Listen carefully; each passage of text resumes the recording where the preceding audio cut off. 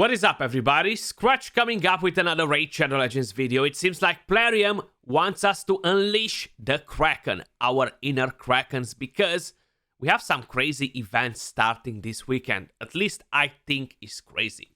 Now, we don't know what sort of 10x event we have this weekend, but considering that they haven't announced it on a Wednesday like they usually do, maybe because we have the extra legendary event, and they don't want people to save their shards, but we might get a guaranteed together with the 10x. This is just kind of like an assumption for the simple fact that they haven't announced it yesterday, as they usually do. But again, it might be just a coincidence and they just didn't want it to announce it for any other particular reason. Like, yeah, I'm not going to tell them that I'm going to give them a 10x on Battle Khazar because they might save their sacred shards instead. That can be the case as well. But this is not the main idea either. On top of it, we have this new event, Hero's Path. Complete events objectives to earn hero coins and win rewards. This is actually the third one that we have in game. This time around, we are getting the big stone, right? We've only got one so far in the game as a reward, and that was only for the biggest Kraken in that champion training tournament. No one else got one, only by selling different souls and actually purchase it with coins. Okay, I managed to open 2 so far, but all around as a reward nobody actually got it except one person in the entire game. This is actually a pretty solid one because it does have the highest chances to summon. You have a 20% chance to summon a 6-star, and that can be a legendary as well. Pretty good chances on that. But they're very expensive to get, very hard to get.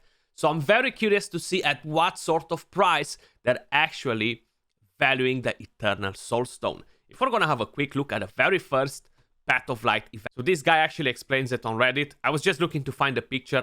I found the post. I've seen it nicely explained, so I feel like it's better all around. Big shout out to Tacticsmer for actually posting this. Path 1, total coins you needed 8,300 or 17,900 with the Lego book. If you wanted to take everything, not just stop at the key, you know? You can just go and get a key and run away, basically. But the whole idea is to complete the whole event and maximize the rewards because it's pretty doable. It was definitely not very hard to achieve this. Then, the Path 2 is 35,550. Both charms included. Okay, so you got everything done there. And then for the Path 3 is 6,800 coins, but that's without counting the 5-star chicken. And a lot of people will probably stay far away from the chicken. Not everybody will stress to go and get the chicken. It is a decent reward, but not necessarily something that can justify it for you to bust all the points for it, you know? So this was a very good ratio to be able to get a sacred shard with 35,000 points. I feel like it's definitely very good all around, you know? Because if you were comparing it with a champion training event or with something else, to get a sacred shard was way more costly than doing this event. So this was actually a great event from Plarium. I'm very curious to see if we are getting something very similar with this Hero's Path.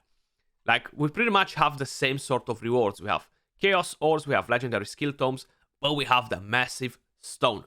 That's kind of like my main thing. You see, even the background here looks all devilish. You have this red portal stuff like you're summoning. I'm curious if we're getting essence. I'm curious if we're getting any sort of currency for the whole awakening system. At the moment, it's very scarce. So it's pretty nice to see that Plarium is slowly trying to give us more things. I feel like the way they've done it, guys, and let me put it out there if you haven't heard me saying this before, they're making it so bad at the beginning, okay? Awful, okay? They're making it so bad, but after they buff it a little bit, because it was so freaking bad before, everybody will be like, oh my god, this is so much better. This is actually good now. It's kind of like a psychology thing. I feel like all these games are doing it. They're giving you such an awful content or such awful rewards at the beginning when they're releasing something, just so after they can slightly adjust it and make it slightly better, and everybody's gonna think, oh my god, this is amazing now. This is so good compared to what it was before, even though it's not amazing, you know what I mean? But this is kind of like the psychology that these games kind of like use when they're bringing in new content, new rewards. This boss is definitely gonna get nerfed in the next two months, most probably, and the rewards will slightly get buffed. It's happening with faction wars, it's happening with the Doom Tower, it's happening with everything pretty much. So just kind of like to give you guys an idea of what exactly is happening in the background.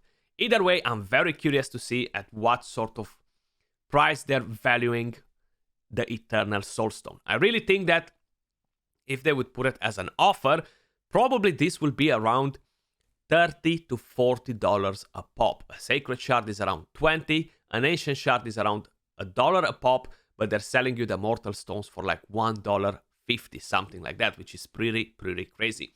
Let me know your thoughts in the comments down below. Appreciate all of you guys watching, and I'll catch you all soon in the next video. Peace.